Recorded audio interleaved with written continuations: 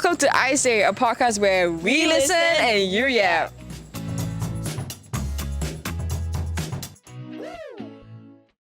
So today on this podcast, we actually talk about all things like cultural differences, relationships.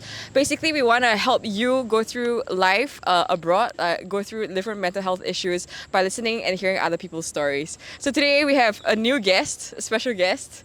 Would you like to tell us your name and where you're from? Hi, my name is Muni and I'm from Malaysia, and this is my third year as a comics and animation student in Wow, Sejong. and you just finished your assignment. Yeah, I just literally submitted like 1 p.m. Oh, how do you feel? I feel so free and empty at the same time. It's like raising a baby and now the baby can walk.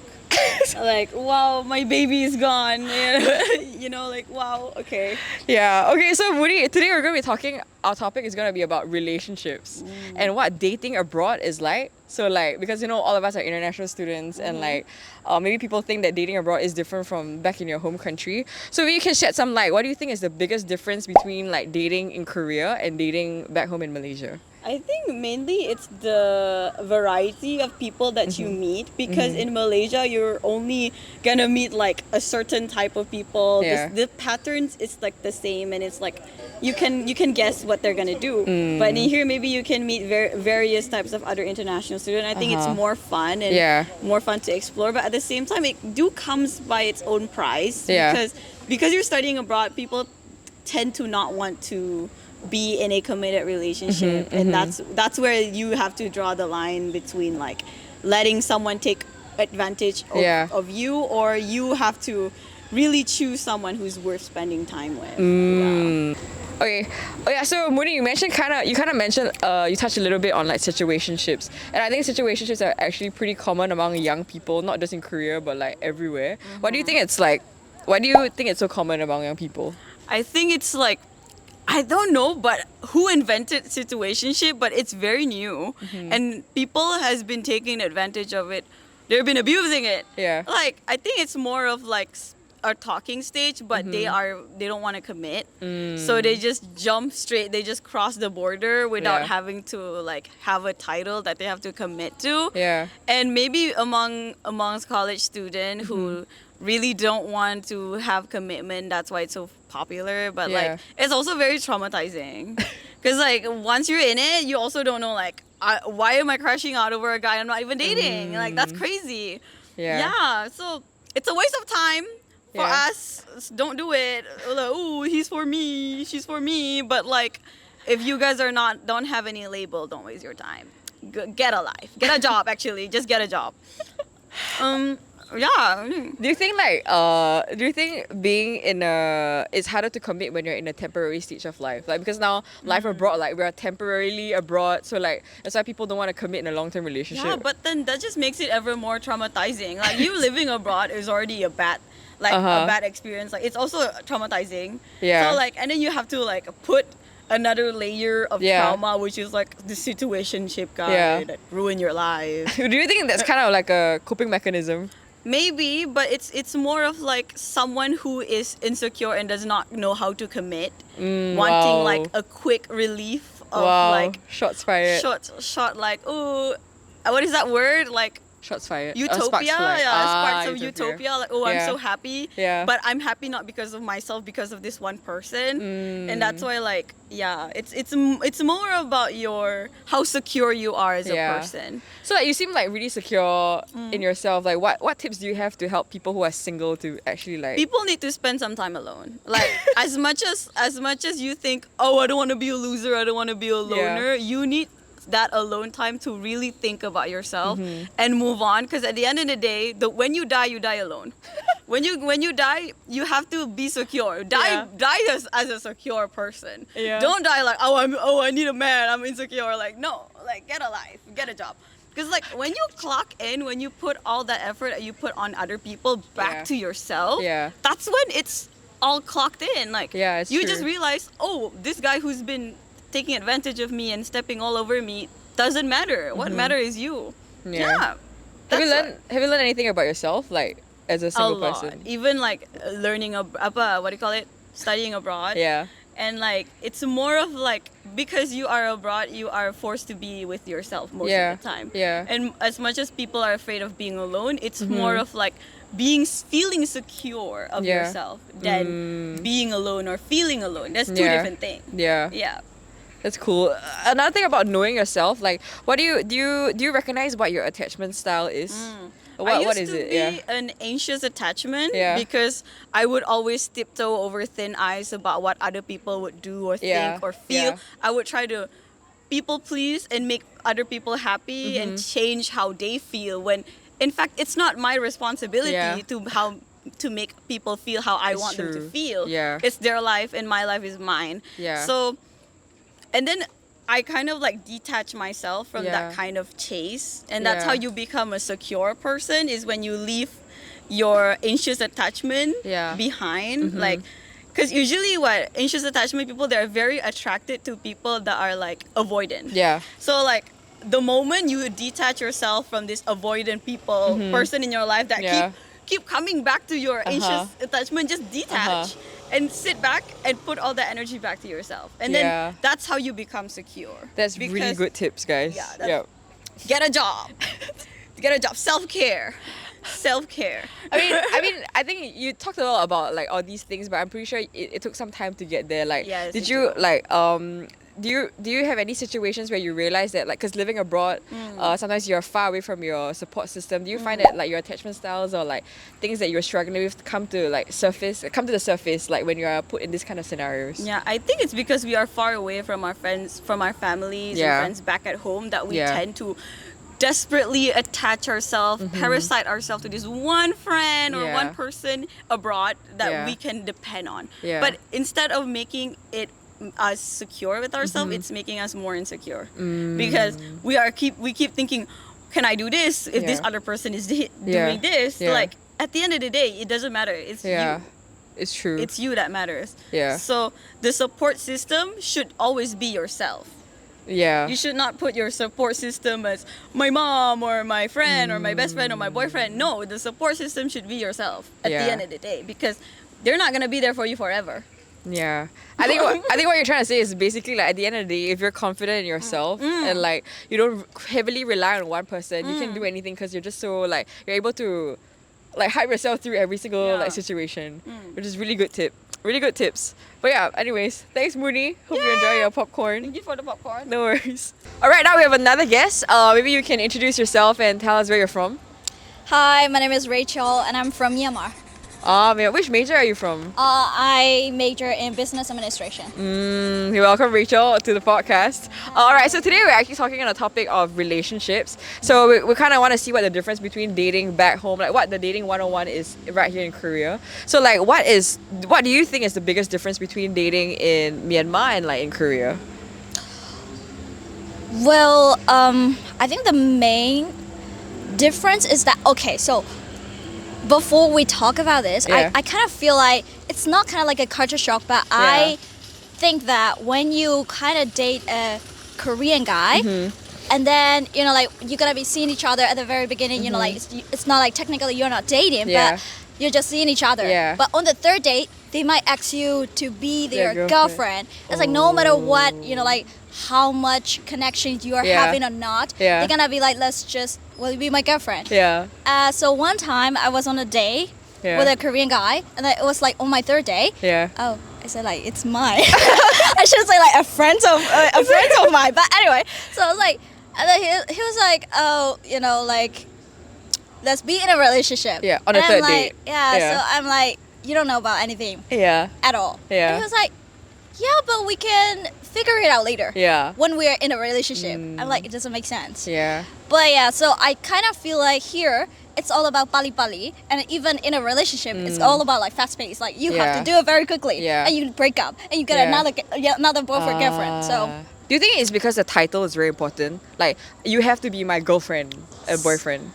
I kind of feel like everything, like people here is a little bit possessive. So like, you know, like you have to have it as your property. So that's what I feel. Here everything is always like that, and also like I kind of feel like being a single in Korea is kind of like a loser. Okay, So you know, like everyone, Yeah. they want to have a pair, Yeah. even though they don't really care about each Yeah. other. So Yeah, actually, that's the first thing I noticed when I came to Korea. I was like, everybody is a couple. yeah, Like, I've never felt so single in my holding life. hands If you, everywhere. if you don't think you're single, just come to Korea. You'll feel very single. no. Yeah. So, but what's the difference between back in your home country? So in my country, it's more like, I think like the getting to know each other. Yeah. That phase is a little bit longer. Maybe like 3-4 months. Yeah. Somewhere between, Yeah. or maybe sometime like 6 months, something Yeah. like that. So like people, they're a little bit, you know, like hesitant Yeah. to like get into another next step. So Yeah. I think like people take more time to get to know each Yeah. other before they get into a relationship, because like I kind of feel like in my country people believe that like getting into a relationship is kind of like a big deal. Yeah. So they just- kind of date to marry sort of thing. Yeah. True, that's true. Like date to marry. Excuse Yeah. me. Okay. Yeah, so speaking of relationships, like situationships are kind of like a big thing now in our generation. Like, do you think it's very common? Do you think it's common around young people nowadays, and why do you think that's common? Which one? A situationship. A situationship. Yeah. Yeah, it's very common. I Yeah. kind of feel like, because like these days people have so many options. Yeah. So they don't want to stick. They don't want to commit, Yeah. because like they believe that they can find a better option Yeah. than they're having right now. Yeah. So that's why I believe that people, they just want to be in a comfort zone. Yeah. You know, like, so like they're now becoming a betrayer, or like Betrayer. trader. Oh, trader. Okay. Yeah. They don't become a trader Yeah. even if they find someone else. So I think like that's why I kind of feel like situationship is kind of like the safe zone. You know, Yeah. like you cannot blame me because like Yeah. I found someone else. Yeah. So, yeah. But what do you personally feel about situationships? Like, your thoughts on it? Okay, so I will say, like, when I was young, I Yeah. think it's kind of like a cool, Yeah. cool option. I was Yeah. like, okay, I can play safe. Yeah. But at the same time, these days, I kind of feel like it's a little bit childish, or Yeah. like being. It shows that being immature. You're being immature, that you don't know what you want and you don't know how to commit. So that's Yeah. why like you're just like being comfortable in a situationship. So. Yeah. All right. All right. So right now we're with another guest. Maybe you can introduce yourself. What's your name and where you're from? Hi guys, my name is Nashwa. I'm from Malaysia and I'm in my 4th year here, final semester. I'm graduating soon. Can't wait to go back. Nice. Go back. Is it have to go back to someone? No. Oh my god. So we're on the topic of relationships and dating abroad 101. So Yeah. what do you think is the biggest difference between dating in your home country and like here in Korea? Dating in home country is very, very, how do you say it? I can say it's very, very secure, where you can like actually meet person there. and all. Dating here, Yeah. we're international students, Yeah. y'all. Nah, you're gonna make, you know each other, and then you're gonna make one another is as a trophy. You know, this is how the Koreans date international students. They'll make you as trophy. Date Korean, I guess, if you wanna feel like a trophy. What's a trophy? Trophy wife, trophy husband. You Oh, don't know. trophy! Sorry guys, it's Sorry, trophy, my not Malay accent trophy. came out. The Malay accent come out very strong. Okay, but so like speaking of which, like do Oh my you god, so everyone's looking at me. speaking of which, do you think like situationships is something that is very common among young people? If so, like why do you think it's so common? It's common because, you know, people are scared to be committed in relationships. Don't you think so? Yeah, I do think so. You're asking me a question, I'm asking you back. You should answer. So No, but I'm someone who like believe in like you believe in I look real in long term. So Oh, like I don't get long-term. into something with short term. Yeah, but short term is good to Yeah. learn the other person. Yeah. But then yeah. Okay, don't but waste I do time. agree that like in relationships you do like to learn about things that you like. Yeah. Because in the beginning, right, I always thought that like you have to date to marry. But then like once I started dating, like I realized that I learned a lot of things that like I thought I wanted in a partner, but like I didn't want, or I thought I was okay in a partner, but actually I like Yeah. didn't like it. Okay, I give you an example. Like I thought I was okay if a guy was chubbier. Like I said like, oh, it's cute like a teddy. Right, teddy bear. I can hug a teddy bear, right? It's but then, like in perfect real life, season. like when I met them, like I realized that like okay, it's a deal breaker for me. Cause for me, I personally like someone. Everybody's judging me. I like someone who is like active because I like to play sports. So like I appreciate if my partner also like was active with me. It doesn't have to be like fit. I don't need someone with a six pack. Okay, like I don't need someone with a six pack. But these kind of things like I only realized after I started like seeing people and realizing like, oh, actually, I'm not okay with that. Yeah, so I do agree that sometimes in some points like maybe dating. You need to know people first. Yeah. I mean, but it's not good to be in situationships. Yeah. But at some point, it's actually good, you know. So like you get to know the person and then you feel like, you don't want this girl, right? You don't want this guy. Then okay, Do you have one example like something that you thought like you wanted in a guy, or you like for example like maybe it's a list in your list, but then you realize that like, oh, actually it's fine, or like actually it's a big thing for you, like a red flag. Younger guys. Oh. I thought younger guys are fine. Yeah. But nah, they're so trashy, bro. No, do not date younger men. They'll treat you like a mom. You have to be their mommies. That's crazy. Yeah. Some younger guys are looking for mummies. Like they want a mummy. I'm the victim of being a mommy. Okay, so moving on, like what do you know what your attachment style is, and like how do you handle that like in relationships? Okay, last time I used to have anxious attachment. Mm-hmm. Like I'm really anxious. Yeah. But then like as year passes by, I'm secure, I guess. A little bit secure, but I want to avoid it now. Like, damn, please put me in a long distance relationship. I need space. Like, okay, so how do your attachment styles show up when like you're moving abroad? Do you think like, you know, that living abroad there are some like struggles that you struggle with? Like sometimes you don't have a support system, or like you might be alone. Do you think like those attachment styles like come up? Yeah, it's because when you're alone, that's why my attachment style changed. Because like when you're alone, you tend to be like, oh, I can like figure this out alone. I can do all of my stuff alone. Yeah. So like in a way, it will lean towards being what do you call it? Avoidant. Yeah. Being secure is hard though. Are you secured? Yes. Are you sure? Yeah, I sounded not sure. Are you more? I think I'm like anxious or 80% avoidant? sure. Actually, I think I'm pretty okay. I don't know. Ask my You've never I don't think I've never experienced anxious before. No. Really? Yeah. Like I feel like if the person don't like me, right, then whatever. Oh yeah, that's kind of true. It's kind of true. Yeah. And also I tend to like talk about everything in a relationship also. Yeah, if you guys have an anxious attachment style, please go seek help. Go to therapy. Yeah, I agree. Yeah, go to therapists. Do not like go to like avoidant people and expect the avoidant people to change. They're not gonna change for you. Nah. Clock it. So how do you think? Okay, moving on to like a question about like being single and like independence and identity. Like, how can being single actually help you explore yourself? Like, do you know anything about that? Guys, fun fact. I don't think I've ever really been single. Everyone just wants me. I don't know why. What is the longest time you've been single? 2 weeks. That is crazy. The longest time she's been single is 2 weeks. Yeah, 2 weeks I get to explore my identity. And I just find out my identity was what? Avoidant. I want to be in a long distance. I need space. So you're clearly not someone that like have to text every day, have to call every day sort of person. If you don't want to text, it's fine. Yeah. So, at the end of the day, just let me know what you're doing and up to. Yeah. Right? If you want to date other people, fine. Just let me know you want to be open relationship.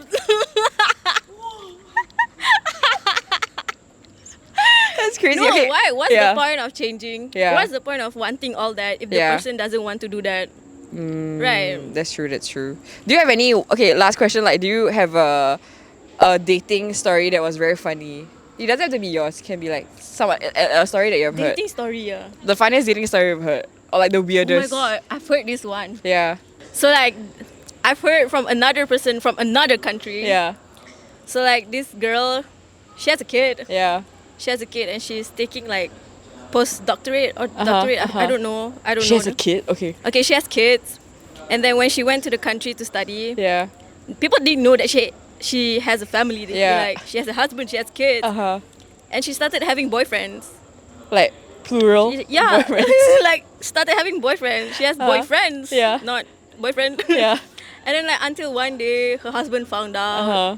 And then like the fact that her husband even like went to the country that she studied Yeah. to like live together with Yeah. her but she still did it when he was there. That is crazy. Yeah, Okay. and then like, yeah, I heard they got divorced.